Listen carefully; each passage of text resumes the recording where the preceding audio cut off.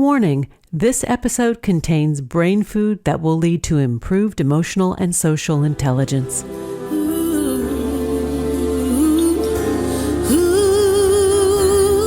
Hello and welcome to our new short format servings of consciously prepared brain food designed to improve your mental fitness. This is Lisa Cypers Kamen, your host. For more than 12 years, we've been proudly and consistently crafting harvesting happiness and sharing it with you.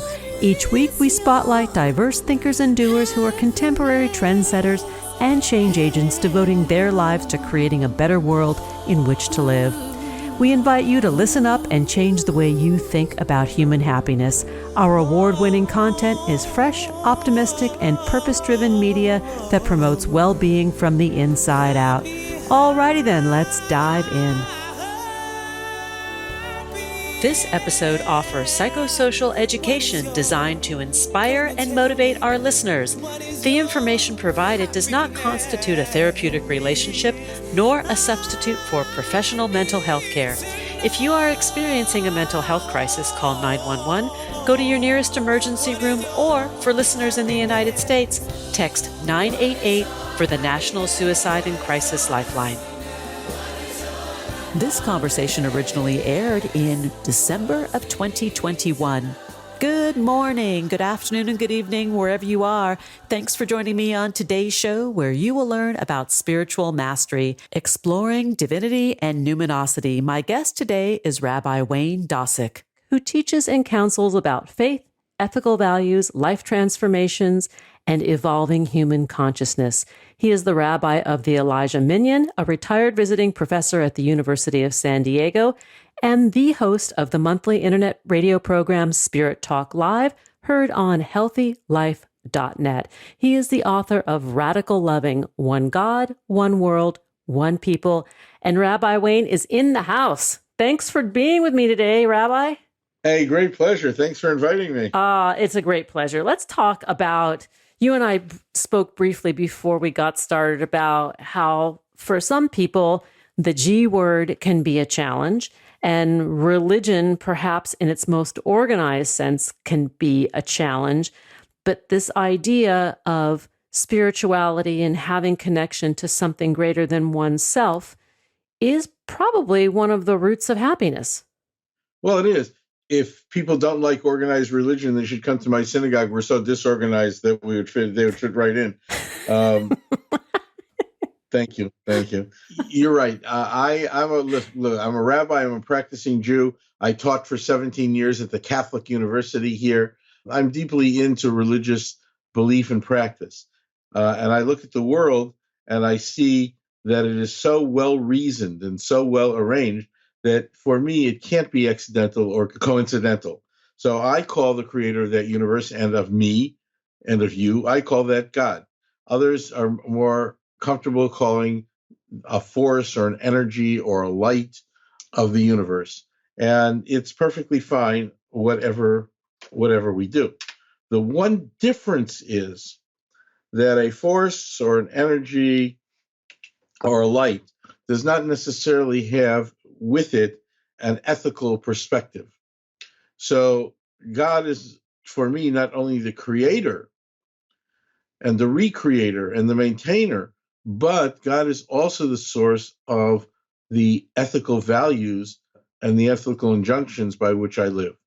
And so God is not a neutral force in the universe. God, for me, is a loving, decently kind, gracious, graceful creator and maintainer. And I would ask anyone who doesn't see it that way to try to understand where the unethical value system comes from if it doesn't come from the divine. Well, when we look at the title of your book, Radical Loving, One God, One World, One People, what I glean from that title and from actual, context of the book is that you're talking about one source. That's correct. The theme song of the world these days seems to be, my God's better than your God. And if you don't believe me, I'll force you to believe me, or I'll terrorize you if you don't believe me. The reality is that there is one God who is the one creator of us all. And God says to us, I created you. I am your parent. I love you all. I don't play favorites. I hope you will love me, and I hope you will learn to love each other because we are all one family. We are all children of the universe, and fighting and with each other over the slight differences in the way you call me or the way you approach me or the way you celebrate me or the way you curse me. Those are all just simple physical manifestations. It is not the core depth of the spiritual relationship that we have.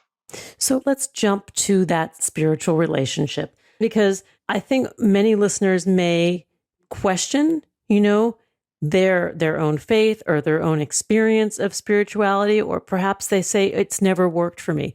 So many bad things have happened in my life. How could there possibly be a God? Well, God is the everything of the everything. So if God is the everything of the everything, then everything is within God. So if you picture a beach ball, and this takes you back to my most recent book before this book, which is called The Real Name of God. But if you picture a beach ball, each and every one of the panels of the beach ball, the different colored panels of the beach ball, is one attribute or aspect or manifestation or behavior of God. And so God is both male and female, good and evil, right and wrong. And so God says, look at the panel of my beach ball that is the good one, and choose that more than you choose evil. Choose the panel of my beach ball that is all inclusive and not exclusive. So everything is of God. Every human being, this desk that I'm sitting at is of God. The rock, the tree, the whole universe is of God. Everything is of God. And when tragedy comes our way, as it will in every life, it's part of the ongoing process of the universe that God created. And instead of being mad at God, the Psalm says, out of the depths, call out to God, because God, in your discomfort and in your sadness or in your grief, God is weeping with you and ready to hold you and comfort you. I think that's very beautiful. And I think that there are also people who are skeptical, particularly now, because there's so much war and strife and separation in the name of God. That's the problem. That is the problem. That's exactly the problem. And that's the reason that I wrote this book. One God, one world, one people. So God says to us, stop fighting. Stop being silly over a piece of land or another dollar in your treasury or a bit of power or prestige in your area. Understand that you are all my children, and what happens to one of you happens to every one of you. So if there's one hungry person in this world, every person is hungry, because we are all interconnected in that deep, deep way. But how do we communicate this to our fellow humanity? You believe this. I may believe this. My neighbor might believe it. But then there's that guy across the street or that gal across the street that doesn't believe it. And the peace, that notion of peace starts with us at the individual level. Yes, you're absolutely right. I've been called naive, and I've been called idealistic, and I've been called foolish, and I've been called a 60s idealist. And the reality is you're all right. You're all those things. We're all those things. What's the alternative? The alternative has gotten us absolutely nowhere. The alternative has gotten us war and bloodshed, filled the earth with the blood of human beings, and filled the cemeteries of all our countries with the flowers of our youth. What we have been doing up until now has not worked. And that's why everything is falling apart, because the world cannot continue to move forward, what we call in spiritual terms from the 3D world to the 5D world, if we hang on with our fingernails to what has been. And that's why there's such fear and such fundamentalism, because those who are comfortable with the old are very, very afraid of the new. So they hang on to the old with all they have. But the reality is we are moving into a new world, a world of enlightenment, a world of goodness and kindness and decency and dignity. And the sooner we move there, all of us will be so much better off.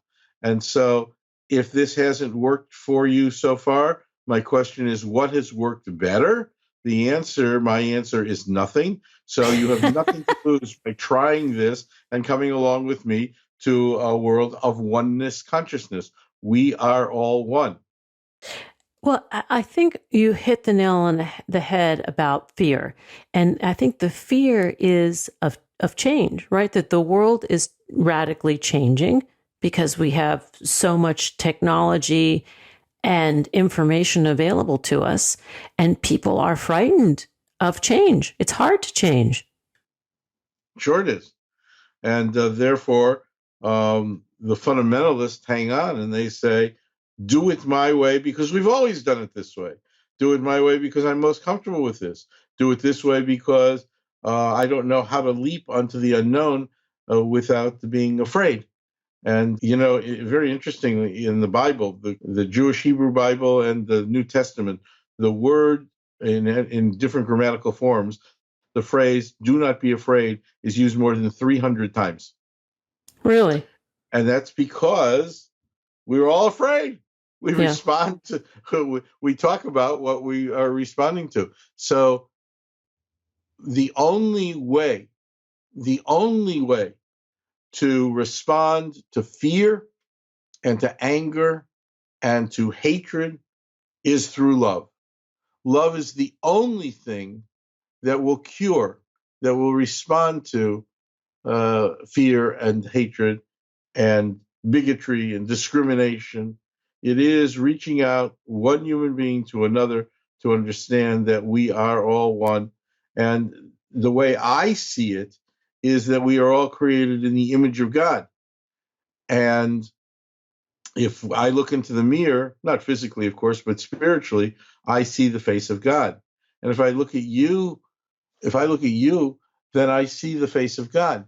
And if you look at me, this is what the Sanskrit means by namaste. Yes. The divine in me acknowledges the divine in you. And so if I look in the face of another being and I see the face of God, my only response again is profound love. And this practice that you speak of, and I do think it's a practice because we don't do this 100% of the time, although many of us aspire to it, but that practice does create a softening in that story. Being able to do this practice is very spiritual, especially when it's somebody that we think we don't like. Sure. So on the simplest way, walk into the bank on Friday afternoon to make a quick deposit or get some cash for the weekend, and the line is 10 people long and the clerk is taking forever, and you get angry and you get frustrated. Or you walk into a convenience store and the teenage clerk can't make change for a $1 bill without using his calculator.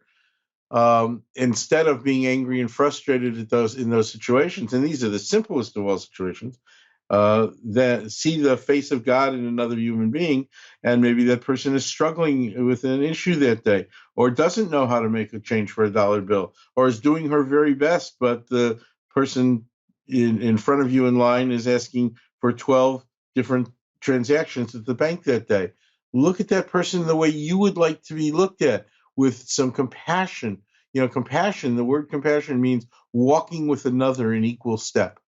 And so walk with another in equal step, and walk with someone who is in pain or who has a need or even something you don't understand. I'll tell you a quick story, if I may. Let's take a break, and then you can tell me the quick story, because we need to take a pause. We're going to come back. We're going to take that pause, and then we're going to return to the conversation with Rabbi Wayne Dosick to learn more about Rabbi's work and his books, particularly Radical Loving, One God, One World, One People. Please visit, I'm going to say that again, Eric, sorry. Please visit ElijahMinion.com/Rabbi Wayne. Here comes the pause. We'll be right back, and that is guaranteed. Research tells us that happiness is good for our health. Happy people live longer, are more productive, and make better partners, parents, and professionals. Connect on Facebook at Harvesting Happiness and follow me on Twitter at Lisa Kamen for nutritious helpings of positive goodness. One thing I know for certain, happiness waits for no one, and at times we all need a little support. To learn more about cultivating sustainable well-being at home and at the office, visit harvestinghappiness.com to explore experiential online and on-site optimal lifestyle management consulting services, including recovery fortification and life crisis triage. And we're back continuing the conversation with Rabbi Wayne Dosick. We're talking about spiritual mastery, exploring divinity and numinosity. Let's get back to it. So, Rabbi Wayne, I cut you off when you were about to tell a story, and that's probably not a good thing to do to a rabbi. So take it away. Well, as a radio host, I know when the segue to break comes. So I was gonna, and before we tell you the story, let me offer an additional website about this book in particular. It's called radicallovingbook.com. Perfect. So you can find out much more about this book on that website. So when my kids were little, they're old now, we tried to put into effect an ancient practice in modern times. It is said of an ancient sage that when he went to the market, if he needed a piece of meat, he would buy two. If he needed a bunch of vegetables, he would buy two, one for himself and one for the hungry in his neighborhood. So we translated that into modern times by saying every time we went to the market, we would buy one extra item of non-perishable food. A box of cereal, a box of mac and cheese, a can of tuna fish, a jar of peanut butter, a jar of jelly. And we wouldn't even take it into the house. We would leave it in the grocery sacks in the trunks of the car. And when we collected 2 or 3 or 4 bags, we would take it to the local food pantry. Well, I'm in the store one day with my son, who was about 5 at the time. He's in his late 40s now, so it's an old story, but it's so true. And I took a box of cereal from the shelf, and I said to him, honey, how about this as our food gift today? And he looked at me and said, no, and grabbed the box of cereal off from my hands, put it back on the shelf, stood on his little tippy toes, and took a different box of cereal from the shelves. And he said, look, Dad, this will be our food gift for today. And I said to him, honey, what's the difference? And he said, look, there are hungry kids out there too, and kids like sugar frosted flakes better than we like Cheerios. Now, in an instant, that child taught me to see not a category of people, the hungry, the poor, the homeless, the needy, but he taught me to see the face of a child, probably his age, whom we were helping to not be so hungry by our food gift that week. And so when we look into the face of another, if we see the face of God, we then meet the needs of that person as well. So, for example, another example, when we all give away clothes to Goodwill or the homeless shelter, and we give away a pair of pants or a blouse or a shirt or a skirt that no longer fits or is no longer in fashion, if a man needs a pair of pants, he probably also needs a pair of socks, but no one thinks to give away a pair of socks. They're old, they're smelly, they're dirty. So when you're on your way to the homeless shelter to contribute your clothes, stop off at the local store and buy a couple of pair of socks and add it to the pile that you're bringing. It is a great, great need of people in homeless shelters. You see the face of another human being by seeing the face of God. Well, let's talk about that face of God. First of all, I want to just talk about the power of giving, what it means to actually to give from the heart to a cause or to people or to a group. It does cause personal elevation as well as doing good. So if we're talking about harvesting happiness, certainly the idea of doing good for somebody else truly matters. But I want to jump back to the face of God, because you mentioned something in the first segment about God as a man, God as a woman, and this is not something that you often hear from religious leaders. And it's a bit of a spin here, because what does God really look like? God doesn't look like anything. God is a spirit, a force. If I knew what God looked like, I'm reminded of the story that the teacher told the kids, that the kindergarten kids, they could draw anything they wanted. Take a piece of paper and some crayons. So she walked around and one kid was drawing a rainbow, and one kid was drawing his puppy, and one kid was drawing her house. And she came to little Susie, and she said, Susie, tell me about your picture. She didn't understand. She said, I'm drawing a picture of God. The teacher said, Susie, nobody knows what God looks like. She said, in 5 minutes, when I'm done with my picture, everyone will know what God looks like. Oh, that's fabulous. Well, of course, God doesn't look like anything. God is the spirit. God is the fourth. God is a creator. God is a maintainer. But God is the everything of the everything. So within God is everything we know, male and female. God's not a man. God's not a woman. God is a combination of all what we are, who we are, how we are. And actually, misunderstanding that has brought us great grief throughout the years. One of the greatest, if you will, one of the greatest contentions in the world since the beginning, and certainly since the so-called expulsion from Eden, is the tension between men and women. Yeah. And so Jung taught us what God has been teaching us. Jung taught us 100 years ago what God's been teaching us for thousands of years.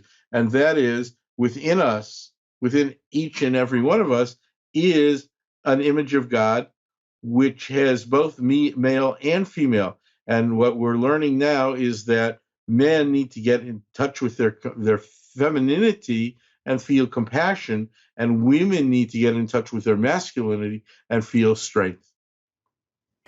Very well said. I remember when I had given birth to one of my children, I was in the hospital, and one of the nurses had come in late at night, and I was laying with my baby. And she said to me, she goes, when you look at these babies, you see God. And I always remembered that because it was very powerful. I'm not a particularly religious person. I have a strong spiritual practice of my own creation, but I do believe that there is something. And I think that when we learn to see that godliness first in ourselves, right? If you can't see the pure preciousness in yourself, you cannot embrace that in the other.